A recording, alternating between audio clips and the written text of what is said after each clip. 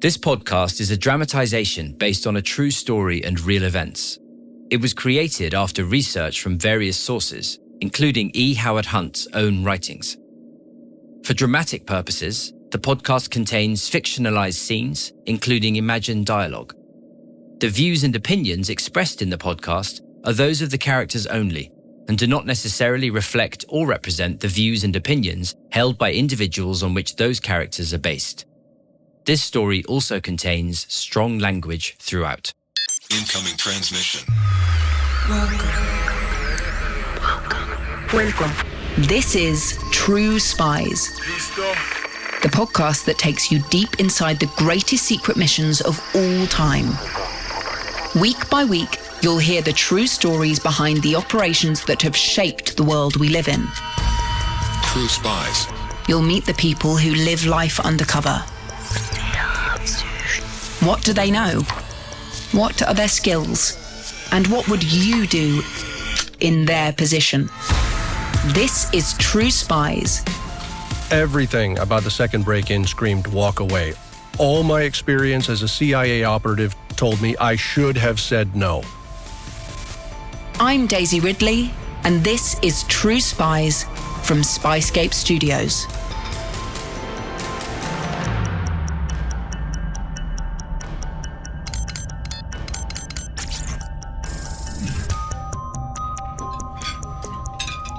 On the evening of June 17th, 1972, E. Howard Hunt was having dinner with his eldest son, Saint, and his youngest daughter, Lisa.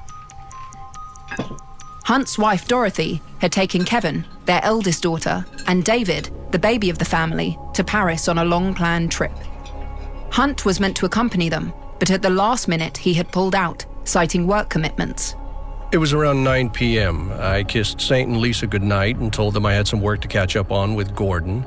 They were used to me keeping unusual hours, and they knew I had this White House contract, but that was the extent of it. Until that day, none of Hunt's children suspected their father was a former CIA operative. They had always believed whatever the cover story was at the time, stories that Dorothy always corroborated. What happened in the next few hours would change the family's fortunes forever. It would plunge them into a crisis from which none of them would fully recover. The nightmare began at around 2:30 a.m., when Saint was suddenly woken from a deep sleep. His father was standing over him, wild, agitated in a way that Saint had never seen him before. It was blind panic, mixed with unstoppable determination. I told him to get dressed and meet me in the bedroom and ask no questions. Heart racing, the bleary-eyed Saint staggered into his parents' room. Hunt was fumbling with a large green suitcase. Saint peered inside and saw that it was stuffed with microphones, walkie-talkies, cameras, wires, and a transmitter. In other words, surveillance equipment. Hunt turned to his son, his eyes red and fierce. I sent him to the kitchen to get dishwashing gloves and cleaning products. Father and son then loaded it all into Hunt's Pontiac Firebird. Hunt gunned the engine and they roared off, away from their beautiful Washington home and out towards the Chesapeake and Ohio Canal. When they reached the bridge, Hunt slammed the brakes. The car screeched to a halt. Instead of feeling scared, Saint was having the time of his life. He later confessed that this was the closest he'd ever felt to his father. In reality, he was taking part in what would become one of the most notorious conspiracies in US political history. We cleaned everything and then hauled the gear over the barrier and tossed it in the canal. Tens of thousands of dollars of equipment, junked forever. A few hours later, I took Saint to Riggs Bank in Georgetown and opened up my safety deposit box. I took out nearly $100,000 and stuffed it down the kid's trousers and then sent him home on the bus. Just a few hours previously, Hunt had been with his partner, a man called G. Gordon Liddy. The two of them had watched helplessly as across the way from their observation post, their 5-man team had been arrested by plainclothes DC police detectives. The 5 men, 3 of them Cubans, were planting wiretaps and photographing documents in the offices of the Democratic National Committee. The DNC offices were housed in a large collection of buildings known as the Watergate complex. The ensuing fallout would not only bring about the arrest and convictions of Hunt and Liddy, It destroyed the integrity of the Nixon administration in the eyes of the American people.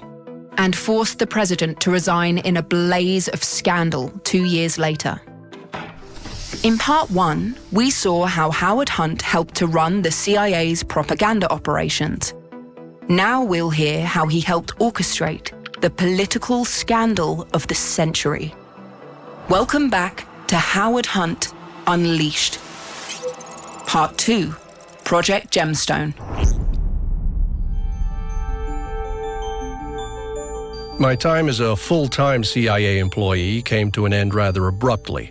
Someone had the bright idea that we should create a fictional character to boost the public image of the CIA, in the same way that James Bond had lifted the public profile of MI6 in Great Britain.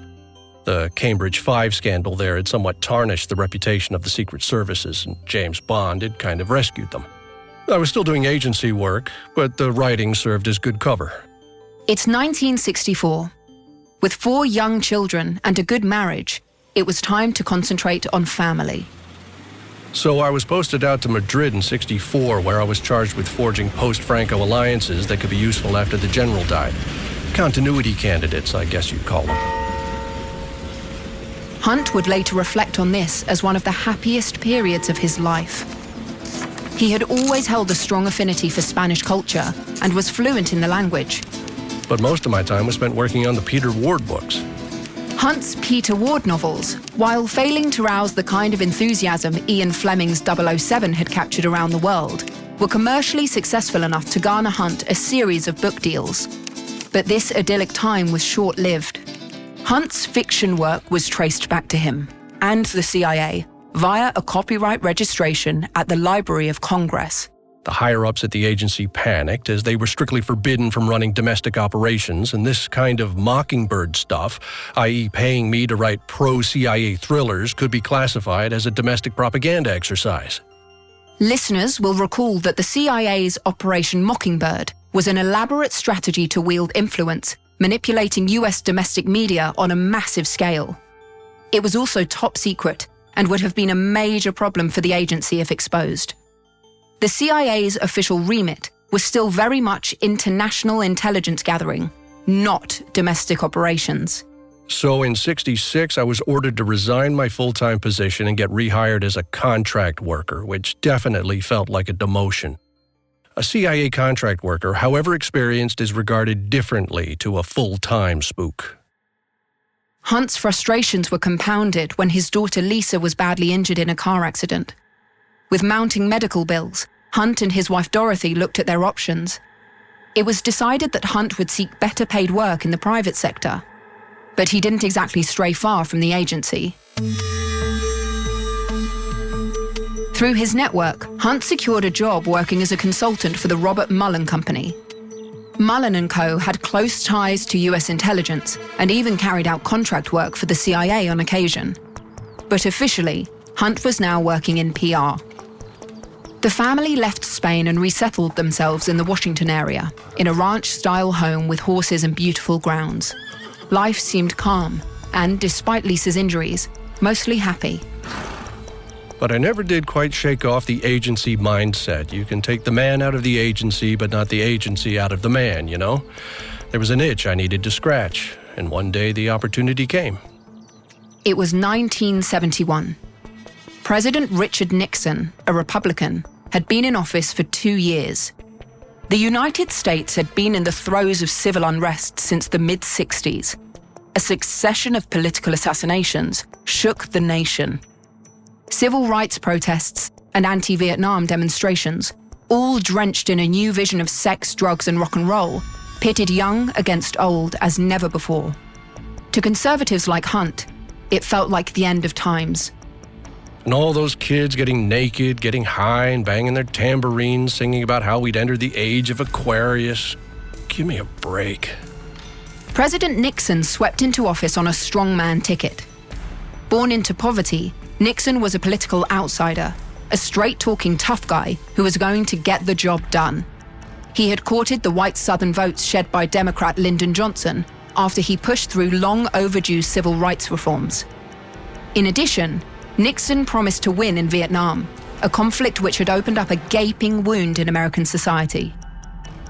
It was clear to me the Longhairs were agents of a Soviet mindset that was destined to destroy our nation. For those of us who considered ourselves patriots, an unfashionable idea suddenly, it had become obvious that we were fighting for the soul of America. Yeah, we were at war with ourselves. But Nixon's political agenda had been derailed by a series of sensational leaks. Most damaging was a massive information breach that became known as the Pentagon Papers. This was a huge cache of files analysing the country's role in the Vietnam War, commissioned by Defense Secretary Robert McNamara.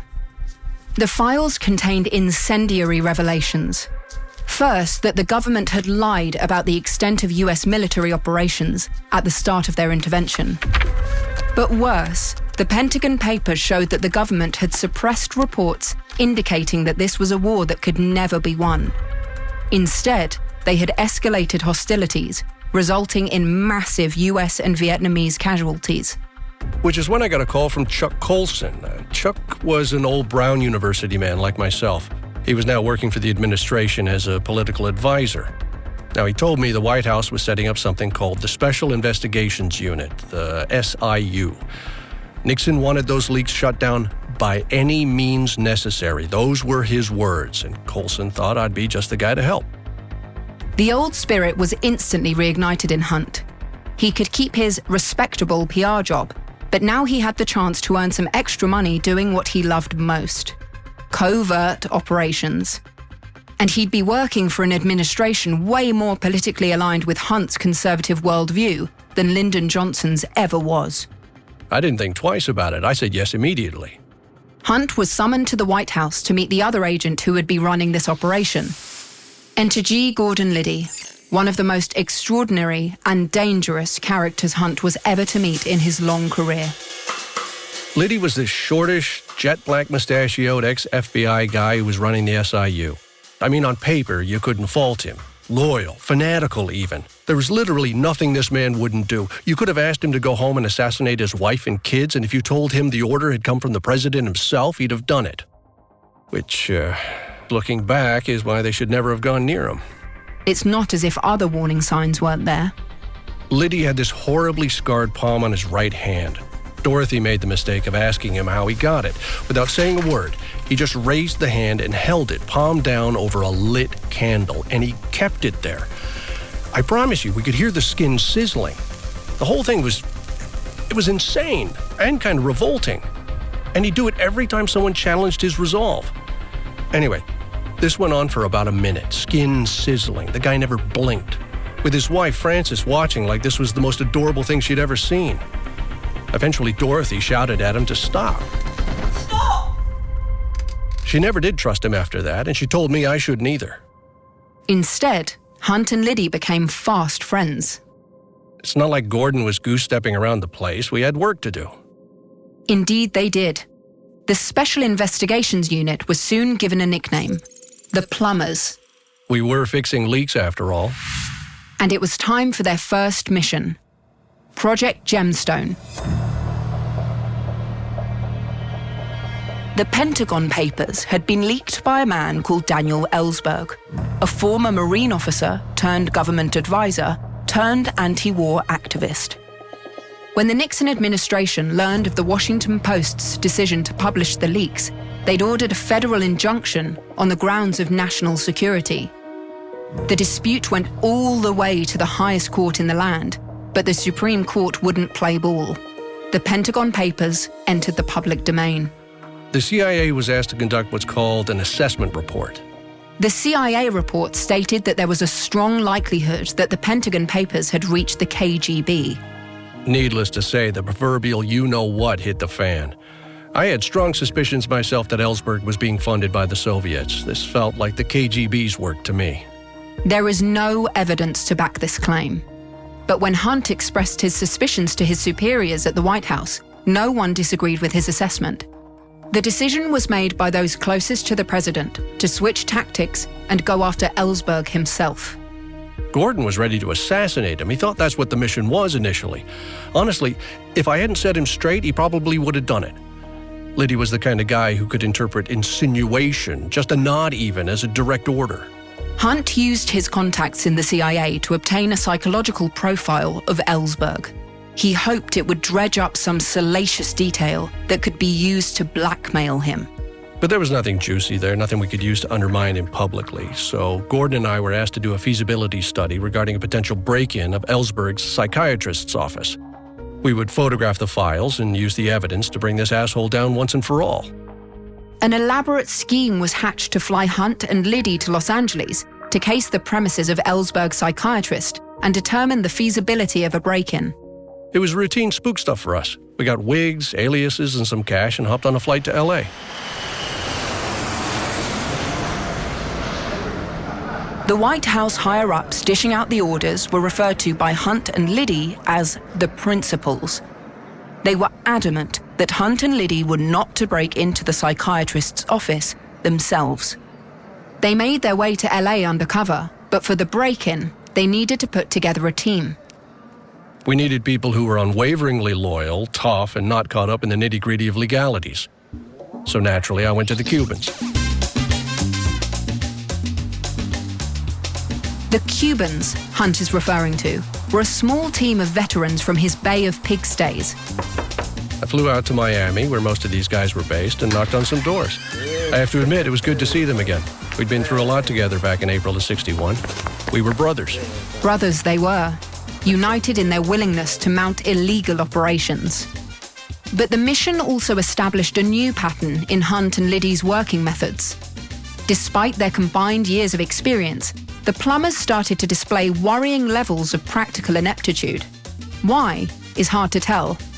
Certainly, their desperation to fulfill the remit of working directly under the president was adding pressure.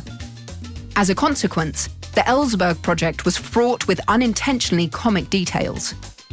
From the faulty bargain basement walkie-talkies they used, to the fact that the burglars sprinkled high-dosage painkillers onto the wrecked office to make the break-in look like it had been carried out by a drug addict, it all suddenly started to look amateurish.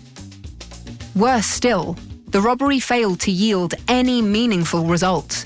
Ellsberg's personal file was missing from the office, and the other papers the burglars photographed offered nothing of real value. But the mission had cemented Hunt and Liddy's relationship. The men were now closer than ever, united in the thrill of being the guys Nixon had turned to carry out his nefarious business. Look, maybe we were all a bit rusty, but these were men who'd do anything for this country, and that meant everything. By now, the atmosphere had shifted inside the Oval Office. With his first term coming to a close and the threat of losing the next election looming over him, Nixon's paranoia and taste for destroying his enemies had taken on an even more sinister tone.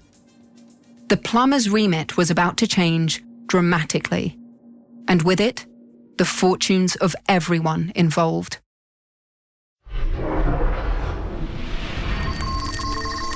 It was clear to both Gordon and myself that we'd become the guys who were prepared to do the things no one else wanted to do. In many ways, you could argue we'd become indispensable to the White House. As the spring of 1972 turned to summer, President Nixon turned his attention to his shot at a second term. But according to Hunt, within the secretive, paranoid world of Nixon's closest confidants, it had become clear that the democratic process was the last thing the president was going to rely on for re-election. Dorothy and I were invited to an event called an Evening at the White House.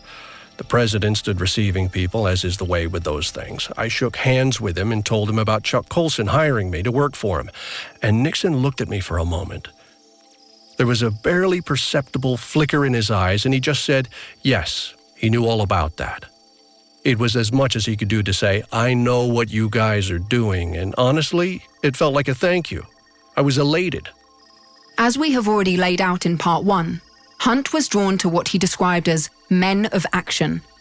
One doesn't need to be a trained psychologist to see them as projections of his own father, a distant man whom Hunt idolized nonetheless. Whatever Hunt's motivations, the tide of his luck had turned. The plumbers had morphed into henchmen for a new outfit, the Committee to Re-elect the President, otherwise known by its unfortunate acronym, CREEP. The name was fitting in more ways than one.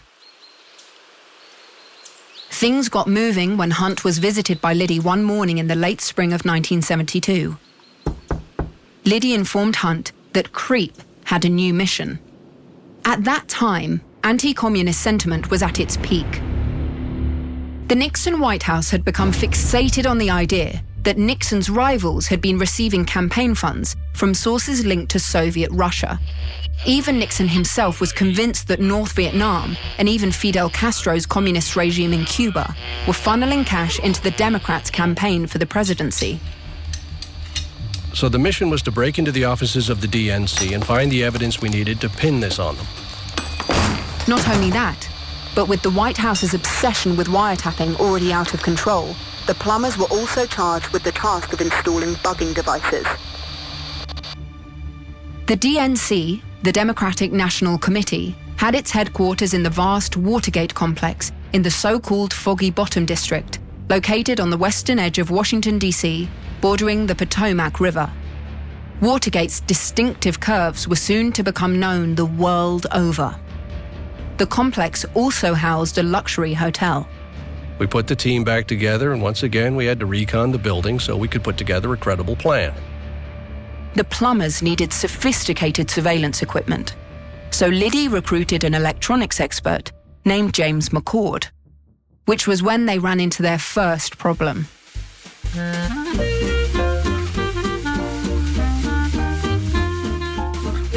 McCord was a weirdo. He never seemed to stand in the light. He was always hovering, literally in the shadows. McCord overestimated how quickly he could get the specialist equipment made. The project immediately started to incur delays, something that put the principals, the higher-ups who'd ordered the break-in, on edge. There was also the issue of cost. McCord had demanded $30,000 for the equipment, which was a lot of money back then. There were a ton of other fees involved, all of which had to be approved. And with McCord's reliability in question, this added even more pressure for Liddy and Hunt to get the job done. Luckily, we had a man on the inside. Tom Gregory, an employee of the DNC, had been convinced by Hunt and Liddy that this operation was a matter of national security. Gregory agreed to get McCord into the building so he could do a tour of the offices on the 6th floor and make an accurate map for the break-in. We had our first attempt all lined up. I suggested we go in as delivery men. That seemed the best way to arouse the least suspicion and get us the access we needed. Security at the DNC was quite lax at this stage, but when there was a completely unrelated attempt at a break-in around the same time, the DNC recruited a security company to watch the offices at night. So then we came up with plan number 2. Hunt and his team decided to pose as businessmen visiting Washington for their annual conference. They created a fake company called Emeritas and, with Dorothy Hunt's help, booked the Watergate's Continental Room, which was close to the DNC offices, for a banquet dinner. Hunt and his team would hold their banquet, and then, once the catering staff had gone home, would head to the DNC offices to carry out the operation. At first, everything went according to plan. We had a great evening. Whiskey, cigars, tipped the staff well. We waited in the Continental Room till we had the all clear that the DNC people had all gone home. It was getting late. We were ready to make our move, but someone heard the security guard coming to check over the place, so we hid in the storeroom. But unfortunately for Hunt and his crew, the guard also locked the door to the Continental Room. They slept the night there and slid out, bleary-eyed, the next day, back to the drawing board. I knew Gordon liked his scotch. I warned him against drinking it at the Watergate, though, as we'd had to use the whiskey bottles to piss in. It was now May of 1972. Pressure from the principals to finish the job had not abated, so Hunt and Liddy hatched a new plan.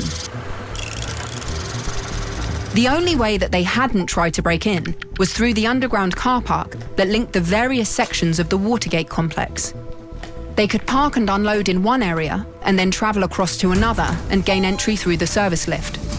Just a locked door stood between them and the 6th floor, where the DNC offices were. Hunt and Liddy, once again advised by their principals, had been instructed to run the operation from a separate, rented room in the complex. In the run-up to this break-in, Liddy had asked Hunt to stash over $100,000 of emergency funds. It was standard knowledge in the special ops areas of the CIA that if a mission went bad, the agency would take care of you. The emergency funds were there for immediate use. If, someone got arrested and needed bail or travel money, we always used cash so it couldn't be traced. The cash, supplied through redirected campaign funds, was not as untraceable as it should have been. But for now, the thought of the operation failing still felt remote to both Hunt and Liddy. In the background, things were starting to happen, like warning signs, premonitions, but we were too determined to get the job done to see them for what they were. Remember Frank Sturgis, who'd been recruited to the Plumbers by Hunt? He had attained a certain public notoriety for his involvement in the Bay of Pigs fiasco. When he showed up at LAX airport for his transfer to Washington, Sturgis bumped into Jack Anderson, a well-known investigative reporter. Anderson knew exactly who Sturgis was. He was instantly suspicious to find a known Black Ops agent heading to the nation's capital. Anderson had been a thorn in Nixon's side for years.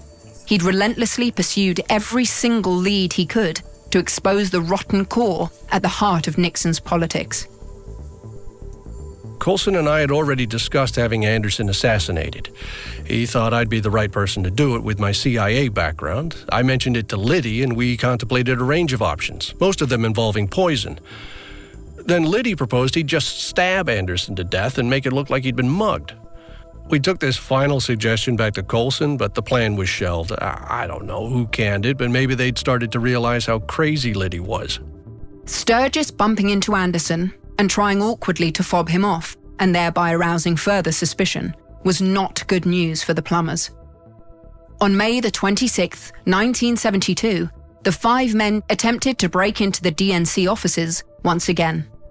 The team comprised Frank Sturgis, Bernie Barker, Eugenio Martinez, who were to photograph the documents, lockpicker Virgilio Gonzalez, plus tech wizard James McCord. But they hit another snag when Gonzalez couldn't pick the lock. The mission was aborted again. The team assembled for another attempt on May 28th. This time, Gonzalez had the correct equipment, and the break-in was successful. We were elated. Even Liddy, who was not known to show these kinds of feelings, was visibly relieved. But the celebrations didn't last long. McCord, after installing the wiretap, got spooked and insisted they all vacate the office before the others had finished taking pictures of the confidential documents. And then, when they tried to activate the wiretap, it transpired that McCord had bugged the wrong phone. But that wasn't the only thing he'd failed to deliver on. McCord told us he'd get the photos developed. He said he had a contact, but after a couple of weeks, nothing. So I took the rolls of film off him and got Bernie Barker to get them processed. Now, I don't know how, but he somehow misunderstood my instructions. Rather than take them to an off-radar joint, he took them to just your everyday Photoshop. So we had to pay the guy off, the guy who developed them, to keep him quiet. The photos were good, though. They were well received by the principals. So good that the White House principals issued new orders. The burglars were to return to the DNC, fix the bug, take more photos, and install a new wiretap. Liddy showed up at my office and told me we'd been ordered to go back in. My heart sank. Going back another time felt all wrong. I couldn't say why, but it just did. I told Liddy, and I insisted he take my sentiments back to the principals. Their response? You're going back. For the rest of his life, Hunt would ruminate on what he could have spared himself, his family, and even the nation if he'd listened to his gut and called it quits there and then. Wild Bill Donovan used to say, if it don't feel right, it ain't.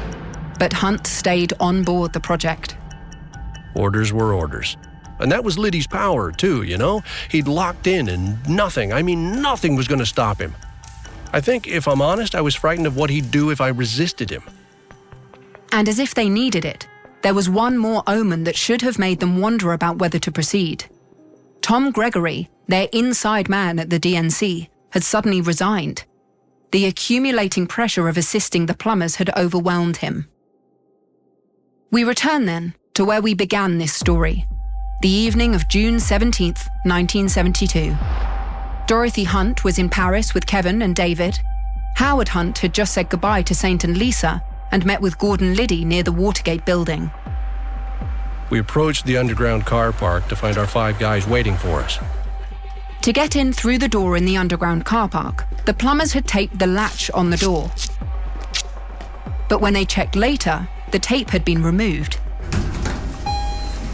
The 5 burglars headed for the 6th floor. Hunt and Liddy went to their rented room. But without Gregory's inside information, they had no idea who was going to be in the office. It turns out that there were a couple of workers staying late. The burglars had no option but to wait. A voice in my head was screaming, abort, but every time I looked at Liddy, something in his eyes said, don't you dare. So we waited and waited. Eventually, at 12:45 a.m. on June 18th, the offices were vacated and the men could break in. But unbeknown to Hunt and the other plumbers, a security guard had spotted that the tape he'd already removed once from the door latch downstairs had been replaced. Instantly suspicious, he called the police. The thing you need to remember is that taking those photos took forever. You had only 24 shots on a roll of film, so one of the guys had to be reloading while the other was photographing the papers. It was agonizing. 3 plainclothes officers, who just happened to be a few minutes away from the Watergate building, had picked up the dispatcher's broadcast that a possible burglary was underway. Just after 2 a.m., one of the guys calls me to say that he'd seen flashlights, but they were on the 8th floor. Liddy and I rushed to the window and watched in horror as the lights descended to the 7th and then the 6th floor. The police were more than a little surprised to find not 1, but 5 men in suits in the DNC offices. The men had a lot of cash on them, and in the case of Bernie Barker, a notebook full of addresses, including Hunt's phone number. The police immediately arrested them all. Each of the men gave aliases instead of their real names, a strategy which worked until McCord, who seemed to have the worst luck of anyone on the team, was recognized by someone at the police station as a member of the campaign to re-elect the president. The cat, as they say, was out of the bag. Gordon and I cleared out of there as fast as possible. We took everything, all the gear. We agreed to split up, and Gordon then instructed me to get the rest of the emergency cash. In truth, the plumbers had not rehearsed a scenario in which they got caught. All Hunt and Liddy could hope for was that the White House would step in and shut the thing down as quickly as possible. But in fact, the principals had only one objective: to cover up their involvement and to hang the plumbers out to dry. Realizing that the money they had put aside was traceable to misappropriated campaign funds, Liddy shredded all of it. It was pretty much downhill from then on. 25 years of loyal service to my country was about to disappear in a puff of smoke. The eventual trials and scandals that followed are well documented. After trying to first get the FBI to shelve the investigation, the Nixon administration sought to distance itself from Project Gemstone. But due to the persistence of the media and the eventual turning of 6 of the 7 plumbers against their bosses, Nixon was forced to hand over the White House tapes. The resulting impeachment forced his resignation. The trial judge was known as Maximum John. I found out why when he handed me a 35-year sentence. 35 years for doing the bidding of my president. Hunt's loyalty to men of action had finally had its day of reckoning. His sentence was eventually commuted. He served just 3.5 years in prison. Only Liddy, that loyal soldier, refused to turn against the principals.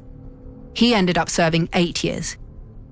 But there was one more tragic consequence of the break-in. While our worlds collapsed around us, we needed money. We all had families to support. We'd gone into this thing on behalf of some very powerful people. The least they could do was make sure we were looked after. And in truth, they needed to keep us quiet. Looking after us was also buying our silence. They needed cash, and they needed it fast. Hunt reached out to his superiors, but to no avail. Hunt's wife, Dorothy, had stuck by him through the hell of the media and police frenzy that followed the break-in. One day, she received instructions from a mysterious Mr. Rivers to collect the money that would support the plumbers while they awaited trial. She was asked first to calculate all of their monthly expenses and then sent to a nominated collection point at a certain time to pick up the cash. Hunt and Dorothy would then make sure the money reached its intended recipients. She was incredible. Never questioned it. Just got on with the job. Only the money wasn't enough and it started to dry up. I called Coulson again and warned him of the consequences of us being left out to dry, and lo and behold, the money started to reappear. But it still wasn't enough. I just didn't know what these people were playing at. With their funds dwindling, the Hunts were forced to face the very real prospect of bankruptcy. So we decided to invest the remaining capital we had, about 10 grand, in a string of Holiday Inns owned by Dorothy's cousin-in-law. We hoped it would act like an insurance policy, that there'd be a job waiting for me after the trial. Dorothy decided to fly the money out to her relative herself. It would also be a welcome break from the intensity of everything that had happened to her family in the 6 months since the Watergate break-in. But Dorothy's plane crashed on landing, killing nearly everyone on board. I got straight on a flight to Chicago. They couldn't confirm or deny her death at first. Then I was shown into a room and some jewelry mixed up with some black ash was laid out in front of me. I spotted Dorothy's signet ring. And then I knew. Then the attendant says, "That takes care of body 18. And right away, a voice in my head whispered, "This was your fault. You did this." The loss devastated Hunt, and many say contributed to his decision to testify against the principals. With Dorothy gone, I had nothing left to lose. Wild speculation followed Dorothy's death. Many suggested foul play, and the sum of money she was carrying, money that was retrieved from her handbag from the wreckage of the crash, was rumored to be as much as $2 million, way more than the $10,000 Hunt knew she was carrying. Some have argued it was money the Hunts were going to use to disappear. Either way, Hunt refused to be drawn on the subject. What does any of it matter? Dorothy was the finest woman I'd ever known. She was a damn good mother, a good wife, and she was as smart as anyone. Was she involved in something I didn't know about? I have no idea. All I can say is she would have only done so for the good of our family. She accepted me for who I was, but she wasn't like me. She was one of the good ones. No one could say that of me. Everette Howard Hunt died on January 23, 2007. He was survived by his second wife Laura and his 6 children. And what of Hunt himself? How does an idealistic young man, full of patriotic fervor, get sucked into a dark vortex of clandestine operations, where right and wrong become twisted by the agendas of those seeking power at any cost? How does a man who thought he was fighting on behalf of the country he loved, to protect it from the threat of communism, end up undermining the very democratic process he had sworn to uphold? Was the approval and camaraderie of these men of action too powerful to resist? You know what I think? I think intelligence work is like drug addiction. You do it first because it feels good. Then you take a little more, and you tell yourself you're in control. And then by the time it stops feeling good and you realize what the hell is going on, it's too late. You can't get out. And you've destroyed everything and everyone around you. Everyone you hold dear. That was my experience anyway. I'm Daisy Ridley. Join us next time for another thrilling installment of Tue Spies. If you're enjoying this podcast, please click now to give it a 5-star rating or leave a review. Ratings and reviews help people discover the podcast and help us bring you more great stories. And if you have some time, why not forward the podcast to a few friends?